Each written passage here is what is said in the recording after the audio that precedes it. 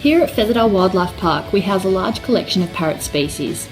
We all know the most important role for any keeper is to maintain the health and well-being of the animals in our care, and enrichment is just as important as providing a healthy diet and clean enclosures.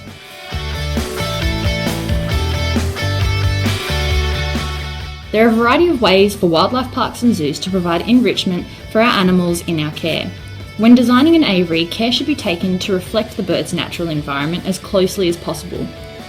In our macaw aviaries and cockatoo aviaries, we provide multiple perches at different levels to allow flight and plenty of areas for resting.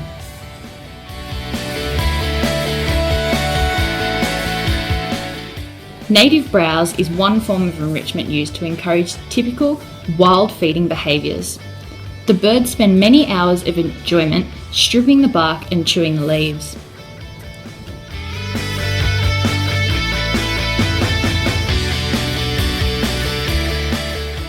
Here, I've been working closely with our blue and gold macaws, providing positive reinforcement training. I've been able to train these birds to fly and land on target with a cue, and of course a reward. This method of training works and allows keepers to build trust with the bird, which makes husbandry duties much easier and enclosure cleaning and health checks a great deal less stressful.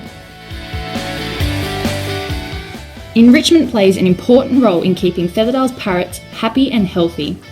It encourages natural wild feeding behaviours, reduces stress levels and benefits reproduction, which is a vital and important key for many rare and endangered species.